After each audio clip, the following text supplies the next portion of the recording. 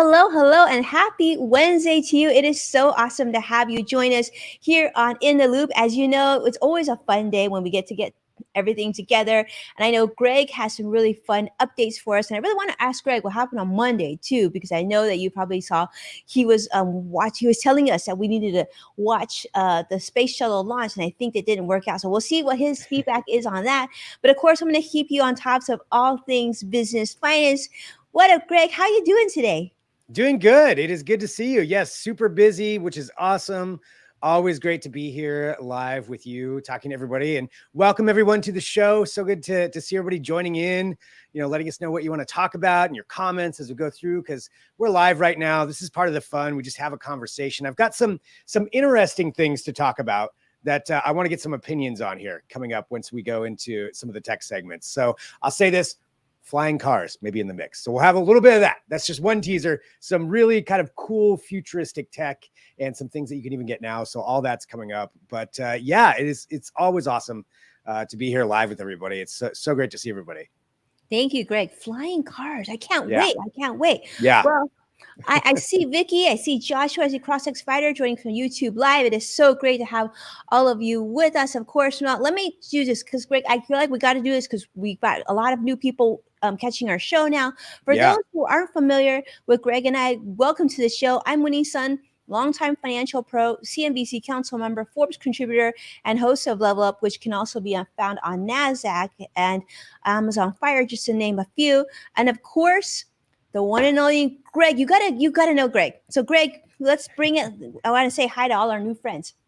Yeah, hi everybody. So I'm Greg Nibbler, longtime tech reporter covering all things in that world, among other things. But usually I like to cover the things that are a lot of fun. You may have seen me on a lot of different outlets over the years, and I've got something exciting I'll be talking about too, just at the end, that I'm going to be doing in case anybody's going to be at this event. But I've got some news at the end that I'll let everybody know about. But if you haven't seen me before, I just like to follow what's cool and what's fun and talk about what's going on in tech.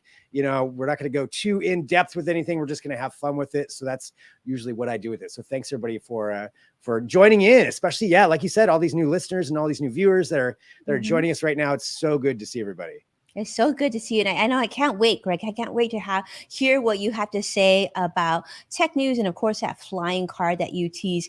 And let me just tell you, Greg, I actually thought about you for what I'm preparing to share today. So I'm excited to do that. Nice. But let's start with the market, shall we? Because we'll just start with some of the challenging stuff and then move into what I really want to share with you and Greg. And that is, first off, the Dow closed down 280 points. The NASDAQ closed down 66 points. S&P 500 also down 31 points. So across the board, we continue to see negative numbers. It's disappointing, but not completely surprising, given the news that came out last Friday from Fed Chairman Jerome Powell, talking about, of course, that inflation, we're going to have near-term pain before things are going to get better. And so investors and families were all watching this and looking at inflation levels and wondering when our groceries are going to start to cost a little bit more reasonable levels. But temporarily, it looks like it's not going to be the case. Now, let's segue over to some news, though, that came out. And today's big news was that the FDA has officially now updated authorization for the new COVID-19 pandemic coronavirus SARS booster shots. Okay, these are the new ones that you've been hearing about that are going to be targeting the Omicron subvariants. Namely, here in the United States, this vaccine or this booster is going to be aimed at BA4 and BA5. Now, if you remember, the government has said that we probably get news about this sort of mid to late September, but they sort of were able to do that more quickly.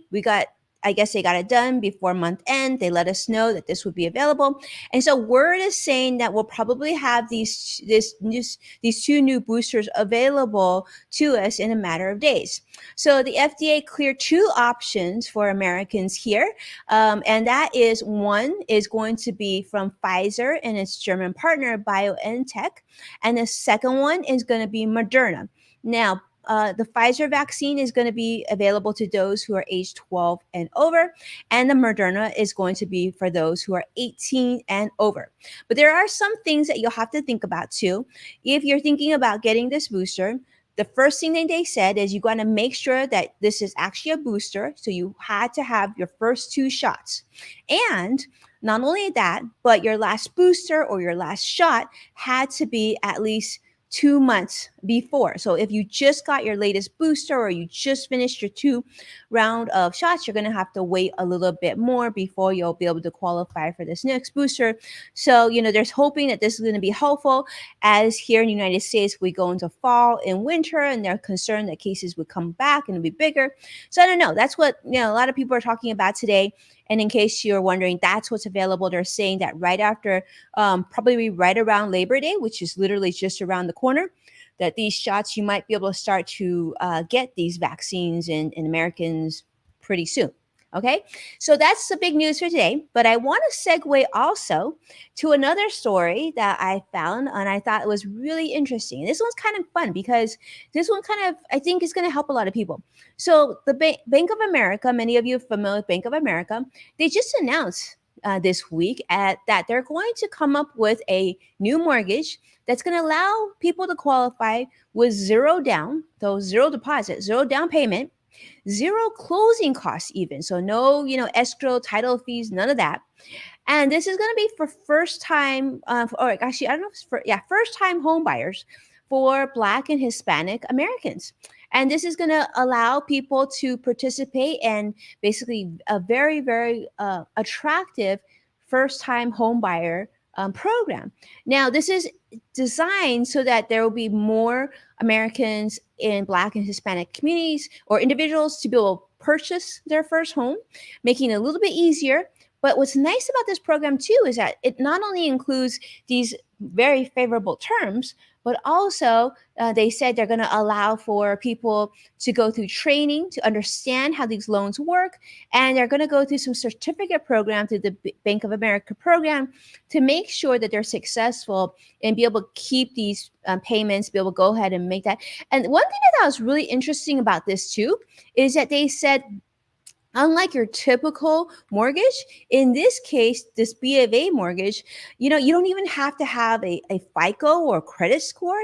You can actually qualify for this loan just showing consistency of being able to make those utility payments and things like that. So they're really honing in on more accessibility to Hispanic and Black owners to be able to purchase or families to be able to purchase their first home. So I love that. I think that's really exciting. And I thought that was pretty interesting that this is coming out. And hopefully, more banks will follow suit. But this certainly is really attractive. No down payment, no closing costs, and even no real credit score too. So really, really interesting times. Now, let's I should also say, well, I should probably add also then this is not just in all parts of the United States. This is primarily in Charlotte and Dallas, Detroit, Los Angeles, and Miami. So they're just like sort of testing out this program, seeing how popular it'll be.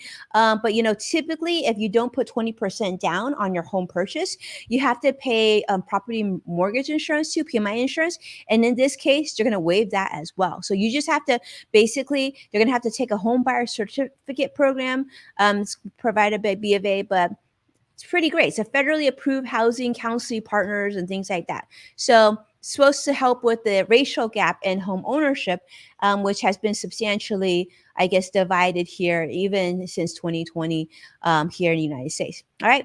Now, all right, so I'm going to segue. And Greg, I was thinking about you when I did this research. And of course, I wanted to give you as much value as possible. And I'm probably messing up because you were probably looking to surprise everyone. So I will be very careful to not do that. But if you have travel coming up very soon, those of you who are watching, I see Sadiq as well. I see Tedra. Tedra, it's wonderful to have you back on LinkedIn Live. Thank you so much for being here. And so the mortgage information, absolutely.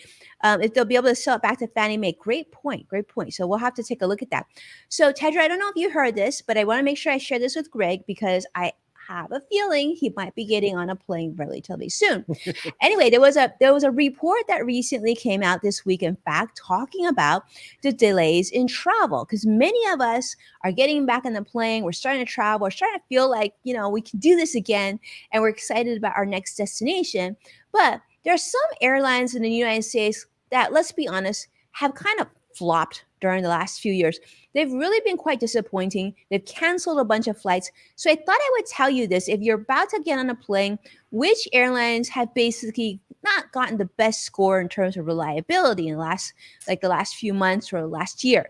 So the number one is Republic Airways. Now, Republic Airways operates some services such as American Eagle, Delta Connection, United Express, so the regional carrier.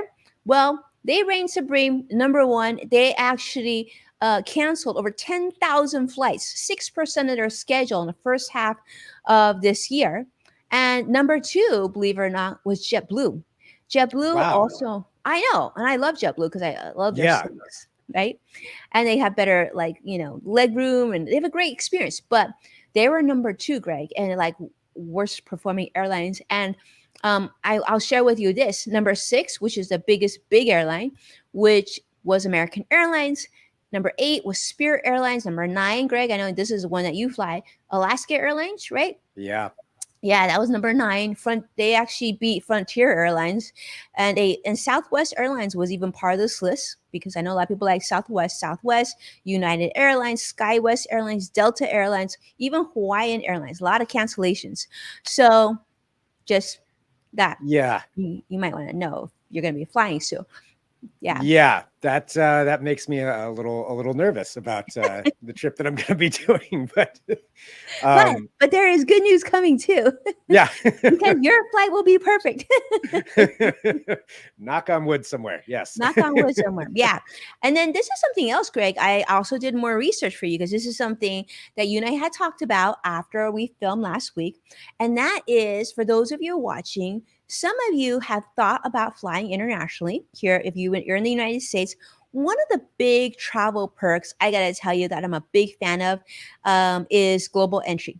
Now, I want to talk about global entry because if you've thought about getting global entry, let me just tell you, this is how crazy it is. So applications for global entry currently are taking anywhere between 6 and 18 months to process.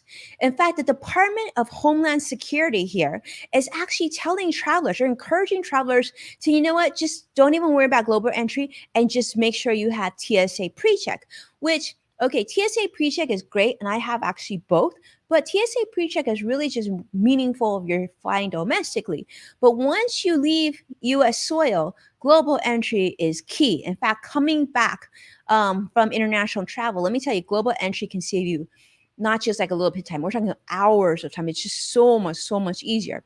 But because it's popular, as of March, more than 10 million Americans currently are enrolled in the global entry program, which allows you just to have much easier access back to the United States. Actually, no, I apologize. I think it was 10 million total, but I think 8 million of the 10 million had global entry versus just pre-check. But it's a significant number. But because of the volume of people wanting to apply, this is becoming quite delayed. And they're saying right now, unless you fly multiple times a year internationally, they recommend that you apply for pre-check. I kind of disagree with that, but that's what they're saying. But I want to tell you, there is sort of a back door, Greg, just in case you want to get this done a little more quickly. And I think I really want to make sure put this on your radar because I would suggest, Greg, you consider doing this. So what you can do is you can apply for it. You pay for it, apply for it, and get yourself conditionally approved.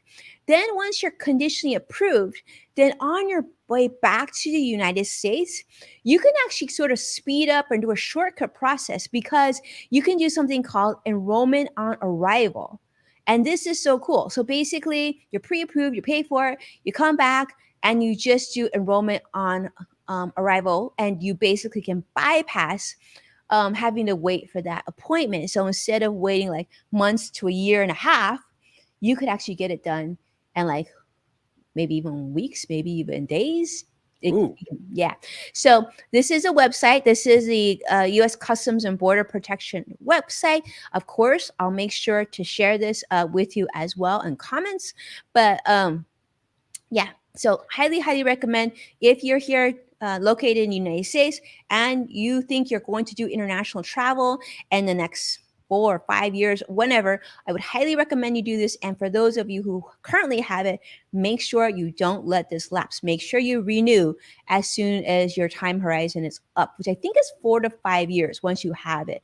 I actually put it into my calendar because I'm always so worried about, losing my status there. But so huge recommendation. And then with that, the only thing I'm going to do is I'm going to segue over to Greg, but afterwards I'm going to share with you my latest Forbes article too, so everybody could take a look at it and let me know what you think. But let me go to Greg. Let's go to Greg. Let's bring Greg in. Let's see. There we go. Okay. And then, I definitely want to know about the Forbes article and everything as well too. So that's awesome. And that is really good advice that I should have followed before my travels that are coming up. But I love the fact that there might be a loophole. So that's fantastic. I'm going to look at that right after this show. But before we talk about any of that, I do have some stuff, some things in tech. I do have here to start off, if there's some new device that's coming out or something that's changing the landscape a little bit, that's a little bit different, I like to bring people's attention to it. And that's what I have with this one here to start off. And it's a new laptop from Asus that we got to see earlier this year, but now it's actually out for you to pre-order and purchase. And it is a foldable laptop. Now, foldable meaning, every laptop has a fold, but I mean kind of like the foldable phone, all one big screen that folds. And that's what we're taking a look at right here. So this is an OLED, so it's the best screen that you can get. And on top of that, what you can do with this thing is basically you have a tablet and a laptop kind of wrapped into one.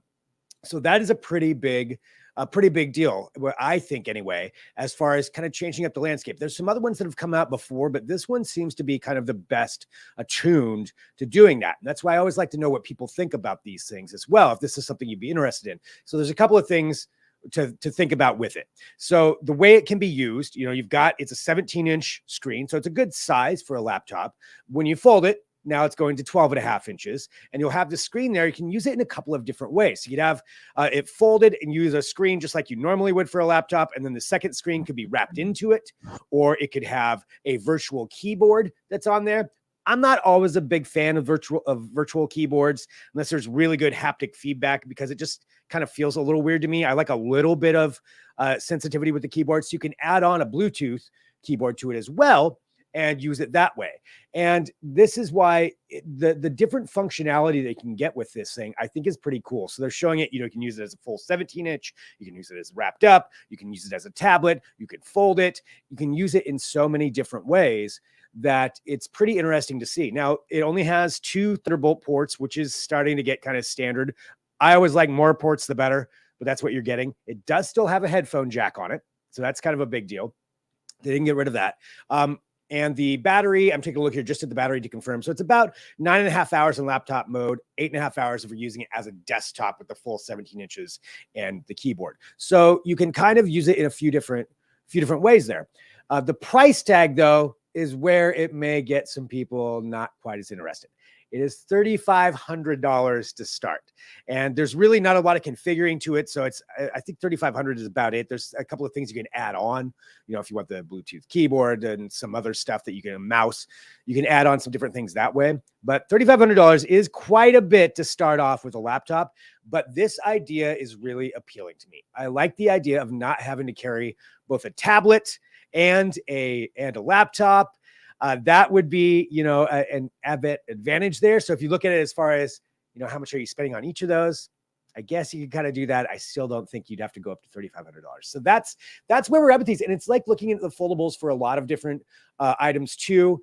There are any kind of foldable device. You look at the phones from Samsung, they're not cheap. You're like $1,800 for some of those. So that's why it's going to be expensive. But if this is successful, that's something that eventually will boil down and be, eventually that tech will boil down. So ignoring the price tag, I do always want to know what people think. So I see Sadiq says, actually, my laptop is $4,000, but it's a workstation. Yeah, I think if you're using it as a full-on workstation, you have $4,000 in there. I doubt this is going to be compatible for that, especially if you're doing maybe high-end video production, which I'm guessing maybe that's what you're doing. I don't know for sure, but crunching a lot of numbers in there, that would be probably not something that you would use this for necessarily. But the idea behind it, what do you think about that? Is that something you'd even be interested in, having those two things combined into one and using it for different purposes? I think it's cool. I would, as always with this, with these kinds of innovations, I want to see, other than using it like a normal laptop or a tablet, what makes it cool that it's a foldable screen? What are some different software applications? What are some things that I just haven't thought about that maybe could be great? So that's what we're looking at with this. So it's out for pre-sale now. There's some great write-ups and reviews of it that are out there for you to check out. I'll retweet some of those. It'll be okay for streaming online. Yeah, it probably would be for that, but at that price, I think, I don't know if it's necessarily the best value for it. I'm seeing Winnie, saying save your money. This is an expensive item. If you want the newest and biggest thing, this would be it. But I think so far, this is the best version of a foldable laptop we've seen. So wanted to let you know about that. Look that up. Let me know if you have. When he's asking, is it a no for me? It's a no for me as far as that price tag. That price tag is just too high, I think, for what you're going to get out of it. If you're willing to spend that kind of money and this is your avenue, this is what you like getting that stuff, then, sure, go for it. I have to wait until that comes down in price, because if I'm going to spend that much, it's got to be able to do a lot of things for me. And I don't think we're quite there with it, but the design, I always applaud that. I always like to see innovation, even if it's not something that a lot of people are going to be picking up. Just like any kind of foldable device or any kind of thing that's just different and changing up what we're used to. Cool. Not going to buy it. So that's kind of my review on that one, just taking a look at it and letting people, know about what's going on there. So that's one piece of tech for this week. Got a couple other things that I want to bring up, and we're getting into some future tech, but things that are actually attainable. And you've heard me here on this show before talk about flying vehicles. A lot of them end up looking kind of like drones that you can fly around, like personal flying vehicles. How about an actual flying car? And that is what we're seeing from a company called Samson. And this is their flying car. And they just received approval from the FAA to begin testing. And by flying car, I really mean this is a car that then has wings that will come out. You can drive it to an airport and then take off, fly to another airport, land, and drive right off the tarmac, get back on the streets. So this truly is the idea of a flying car. So to tell you a little bit more about this too, let me just pull up my details. This is 14 years they've been working on this. It's called the Samson Switchblade. Switchblade, presumably because those wings pop out. You've got a propeller in there that's fully encased within the vehicle to propel it. Couple of stats on this thing. They can go up. They have a 450-mile range. It can fly up to 13,000 feet high, and you can do quite a bit with it. So taking a look here, just some of the comments too. Feel free to ask anything that you want, and I'll try to answer if I can. But this is like that actual flying car that we've all been talking about. I really mean this is a car that has wings come out. Yeah, it seriously is. It's that convertible car that's converting into a plane. So this is in order to fly it. A couple of things. One, you'll need your driver's license. You will have to get a pilot's license. However, the company said that you can use this as your training vehicle, provided that the pilot who is training you is willing to train you on this. They can train you with this. So you can save some money on a plane rental, is how they were putting it, if you were to buy this, and while you're getting your pilot's license. So you can actually do that as well. The other part here is a couple of other things. So the price. Now, you expect it's going to be a lot. And this right now is anywhere between $175,000 to $195,000 to get in on this. They said that they've got a lot of pre-orders on it already. Of note, this is actually a company based out of Oregon, out of Central Oregon, where it's a high desert, so they test out a lot of things there. I really want to get over there. I'm in Portland. I really want to get over to Central Oregon and see if they'll let me fly in one. I don't know if that'll happen or not, but that would be cool. So Samson, if you're watching, would love to hook up with you on that. But yeah, it's the actual thing. I love this. You'd have to get your, seeing some of the comments. So when he's saying the price 175 to 195 already has a wait list. Yeah, there's a wait list. They said in all 50 states and multiple countries of people who have already put down money to pre-order this. How many seats? That is a good question. I believe it is a 2-seater. That's a very good question that I actually didn't double check. So I think it's a 2-seater. So I don't think you're going to be able to fly a lot of people, and that would make sense, especially for the weight and to be able to actually get off the ground with this thing. They said you'll have to get up to 88 miles an hour, I believe it was. You'll have to get up to that in order to get off the ground. And wasn't that Back to the Future in 88? So you'll have to get up to about that in order to get off. And you would actually go to a real airport. Another thing they mentioned is that most people, at least here in the United States, are within 15 miles of at least a regional airport, so that you would be able to, get there. And with a 450-mile range, think about what you could do with that. You want to take a quick weekend vacation. Maybe you're commuting to work. If you're that kind of person, what does it run on? It is gas powered. So it is using that. They talked about, actually, as part of their press release, the electric vehicle aspect. There's a lot of companies working on the electric side of things. Their idea behind that is that battery power for those is still a ways out for something like this. So they are going with the gas-powered, the EV side. They said that's something that they're still researching in. Winnie, I'll wait for the minivan version. Yeah, that would have to be a little bit bigger. I want to make sure that had enough power to get off the ground if you're doing the minivan version. But there's a lot of things that you can do with that. So yeah, flying car, it's happening. So they think that these things, well, with the testing now, because that's a big hurdle with any of these flying vehicles, is will the FAA, which is the Federal Aviation Administration here in the United States, they're the ones who control all of that and say who can fly and who can't and monitor it. They are giving it approval. They're saying they're far enough along the line, they can do some of the tests, and that gets it that much further down the line toward production. So it's, with all these pre-orders, there's a chance you could see one of these driving down the road, heading to the airport sometime here in the next couple of years. You may end up seeing an actual flying car on the road. I don't know if you'd want to get, if you had some land, if you want to make your own runway for it, that I guess would be something to think about. Have your own runway at home.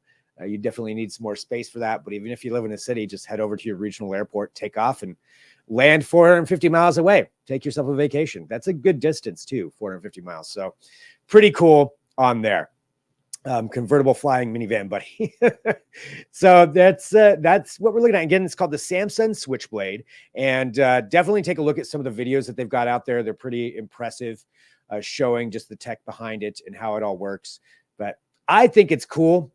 Yeah, you need a 2 for driving / flying license, so you will need to get your pilot's license before that. But as I said, you can train with it, so maybe you save some money. Although then again, if you're spending $200,000 on your flying car plane, probably the money's not a big issue for you. So there we go for that one.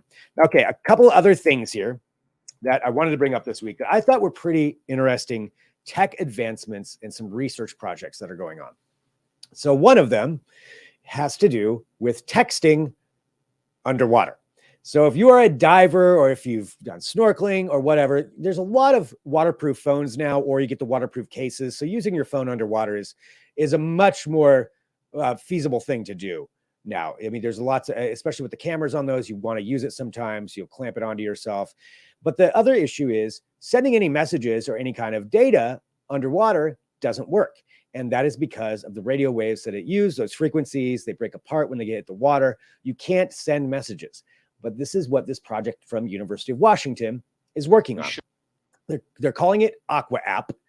And this isn't an actual app yet that you can download. I'll explain that part here in a second, but they wanted to figure out how divers or people underwater could communicate better. And so what they're doing is actually taking a cue from Mother Nature and using sound waves to communicate. So you have the way it'll work is you have 2 phones, each with this software on it. You don't have to have a special phone. They said you can use existing, at least Android phones for now. So it doesn't have to be a special kind of phone. They can make it work with that.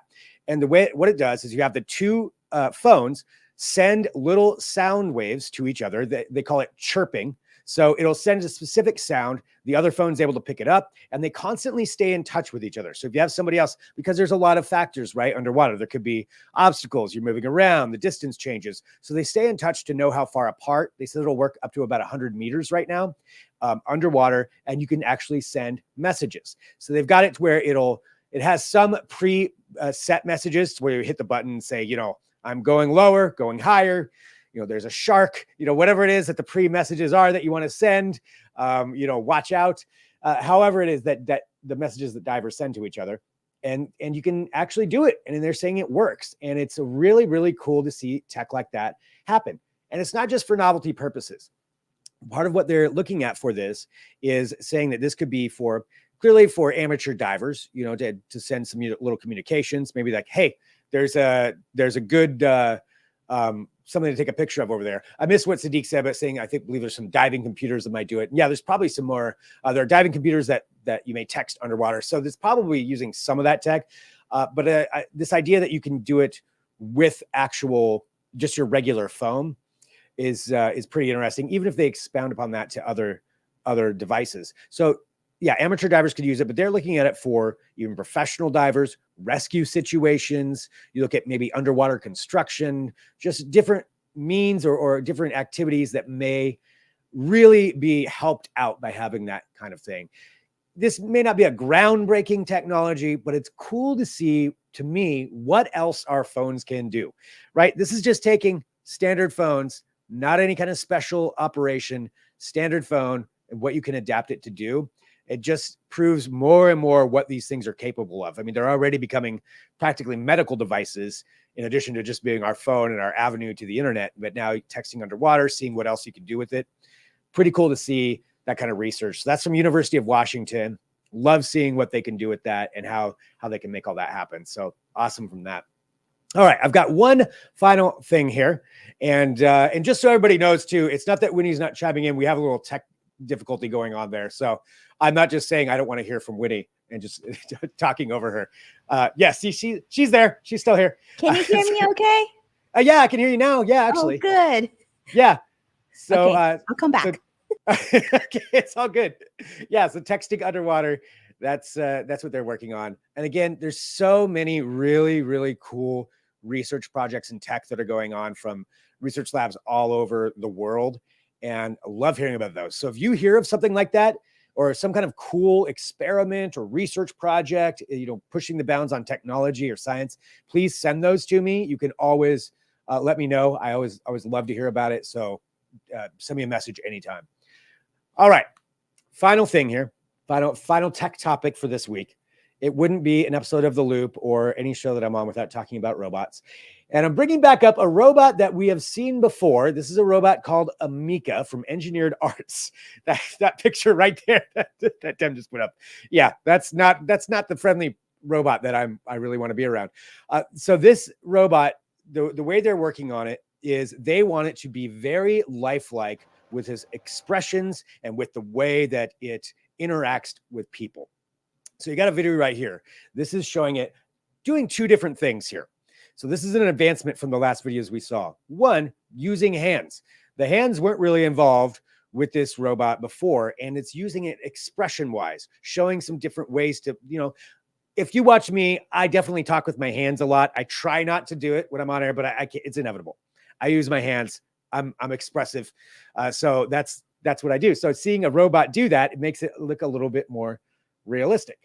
Now, the other thing is using the facial expressions, and they've had it now to where it can mimic virtually any kind of expression that you can do. And that means, this video here kind of demonstrates it. So this is one of the engineers, presumably somebody with Engineered Arts, showing it, and look at the robot follow exactly what he's doing. Every little motion, like down to even the simplest, smallest movements, this robot is mimicking it. And it's using actually the Apple AR kit from what they said that's what they're designing it with. But yeah, watch this. So it's following his facial movements, mimicking it exactly. It's uncanny, which makes me think of the uncanny valley, which if you're not familiar with that term, it's the idea of seeing something that's almost human-like, but it's just different enough that it kind of weirds you out a little bit. That's what this does for me. I mean, this looks like one of the robots from, I don't know how many people probably saw iRobot with Will Smith back in the day. Like that right there. And the fact that it has the teeth involved too. I mean, but look how closely, even just the slightest movement of his mouth, like doing that, it can do it. So that's right now that we don't know for sure if it can do this on its own or if it could just mimic exactly what he's doing, based on the camera on there. but they're getting closer and closer to having something really, really cool, but really, well, like I said, unnerving to me too. But I want to know what people think. Like, let me know. We're kind of at the precipice of a lot of stuff going on in robotics right now. You've got this company working on their robot with Engineered Arts, but you also have coming up later at the end of September sometime, Tesla has promised to show off their, I believe it's called Optimus, their robot that they say is a fully functional walking robot that could be your home assistant.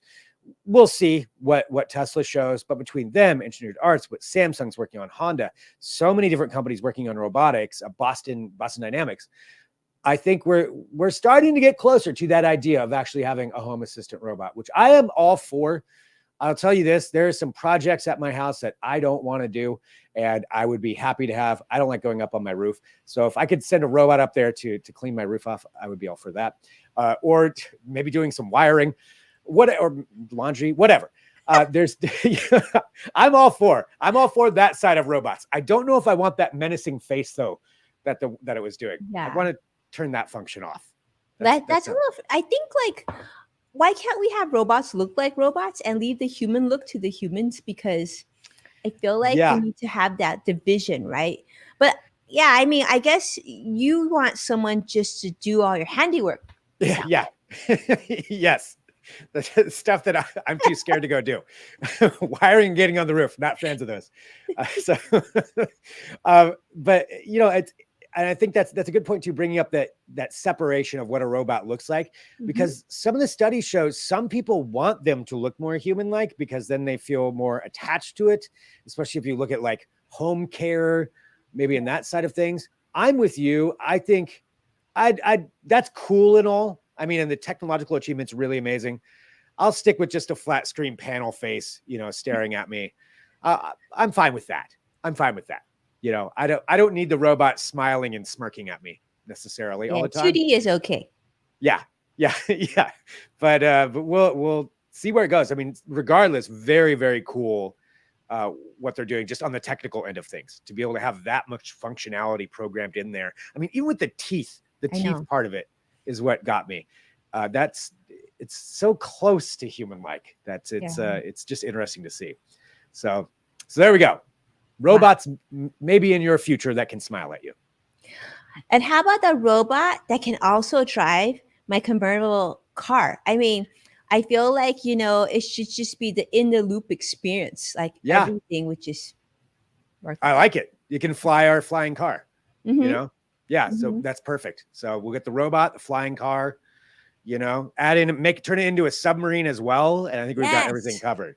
So that's right. And you go underwater and it can text for you too. And then you don't even have to do the flying license and the driving license. You would just stick in the code. Have the robot do it. And it'd be done. Yeah. Yeah. And then it can, you know, carry your groceries for you when you get out of the car. So you know what? We wouldn't even have to go to the store. The robot would pick up the groceries. Robot. Then, oh man, this is sounding very unhealthy for us. Yes, I know. Yeah. What do we do? Robot, get me a burrito. And then, like, exercise for me. Yeah, we'll just be sitting there in my couch, like not moving with having. Yeah, it could go bad really quick. Yeah, it could go really bad real quick. But you know. Yeah. But those are some of the things that I found this week, you know, that I wanted to talk about. And I know next week we've got the Apple event, which is coming up. We talked about it last week. Yeah. Yes. So big day. That people. Yeah. Big day for new iPhones. So we're planning to be here after that event to do a show. And then right after this show next week, this is what I was going to say that I'm doing. So I'll be out for a little bit because I am going to Amsterdam to the International Broadcasting Convention, where I'm going to be one of the hosts of Microsoft's big booth at this event. So Microsoft hired me to go over there to kind of be a video host, to do some interviews, to talk to other people. I can't say exactly what they're doing, but they have a big booth there. And this International Broadcasting Convention is huge, IBC. It's for basically anything associated with broadcasting, especially tech-wise, camera-wise, streaming-wise, all of that. This is where everybody goes in that industry to talk about it, to see the newest innovations. I am so excited to see it. I'm hoping I get a chance to go check out all of the technology that's going to be there, some of the coolest stuff in cameras, how everybody's integrating all of this huge world that's really sprung up over the last 3 years of just, I mean, longer than that, but particularly I feel like since COVID, since 2020, like there's been so many rapid advancements and just seeing what everybody's doing with it. So pretty excited to be doing that. Did not get my global entry pass. So whoops. I should have planned. I didn't know this was coming, but I should have planned ahead anyway. So we're gonna get it done, Greg. I'm telling you, we're gonna have you start the process, and that way, maybe on enrollment on arrival. Fingers crossed. I'm gonna try. Yeah, I will do it right after this. I'll go on there and apply for it. See if I can make that happen. That would be cool.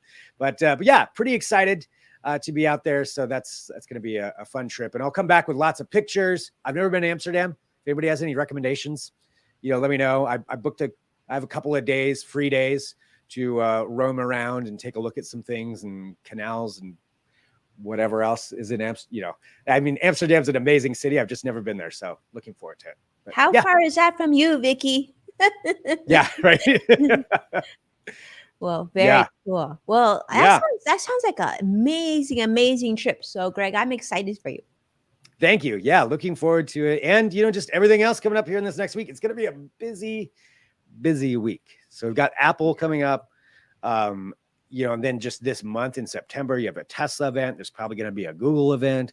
Who knows how much we're getting into this new tech season, and lots of stuff to cover and talk about. But as always, if you have anything you want to send, please, by all means, send it to me. Love getting messages. Love seeing what people create. Always cool. Oh, that was one other thing you asked at the beginning, the launch on Monday for Artemis. Yes. Didn't happen. Saturday now is a scheduled pending weather, right? Pending weather. Saturday is what they're kind of targeting. I think it's 2 p.m. Eastern, so 11 a.m. Pacific, which is much better for me because the other launch was really early in the morning. I woke up, I'm like, scratched. Okay, back to sleep. I'm not staying up for this anymore. But this is great timing for me. So for at least in the United States. So we'll see if it gets off the ground. Hopefully it will. But yeah, I'll find out more about that this weekend. So, yeah, lots of things. And I don't know if you heard this, Greg, but because of the Artemis launch, actually Krispy Kreme Donuts actually launched their special Artemis donut. And I don't remember exact price, but it was like trending in news too. So you can actually still get it. They're saying they're gonna continue to have this donut until it actually launches. So what kind of donut is it? I don't know. It's like a Krispy Kreme donut, but it's got like a space color thingy on top. All right. Yeah. So spacey looking donut. Make a party of it. Yeah, I know. Definitely. Yeah. Awesome. Well, awesome. I mean, before you go, then thank you everyone for tuning in. I just want to share. I teased it earlier, but I want to save it till now. I just sent out posted a brand new article on Forbes this week, so definitely check it out. I'm gonna go ahead and share it. For y'all to check out. But for those of you who have retirement accounts like 401ks and IRAs and whatnot. A lot of people going through job changes right now, and there's options out there in case you need to take money from it. I thought I would share this out because I think it's really timely. Anyhow, but on that, take a look if you can, and do me a favor, make a comment, share it, tag me on it, so I know that you shared it. So I can thank you so much for that, and feel free to tag Greg on it too. Why not? Well, I will be resharing it as soon as we're done here because that's awesome. Thank you. Everybody go check that out. Thank you so much. Well, I'm so excited, Greg. Next week is going to be such a big week. I can't wait to hear what you have to say. I've been telling everybody, I'm like, Greg's going to talk about Apple now. Hopefully the flight ghosting, and you can tell us about the flight as well on Wednesday. But so Wednesday, I think, Greg, we're coming to everybody a little bit earlier next Wednesday. And so for those of you who are joining us on the West Coast, we're going to come around noon, plus or minus, and we'll keep you updated on that, of course, but plus or minus around noon. And if you're joining us on different coasts, obviously Vicky in different areas, just, it's going to be about 12 noon on the West Coast. It'll probably be about 3 p.m. on the East Coast. So just factor that. Hopefully you can catch us because I know Greg is going to be preparing a lot of notes for us to pay attention to. And I know a lot of people are wondering what Apple's going to announce. Yeah, it's going to be a big day, so it'll be a fun one for sure. So yeah. And other than that, I think as always, so much fun being here with everybody. Thank you so much for being here with us. And yeah, keep sending me whatever tech stories you find. Love seeing that. And yeah, I think that's it. I think that's a wrap. Thank you, friends. All right. Talk to you next week. Take care. Bye.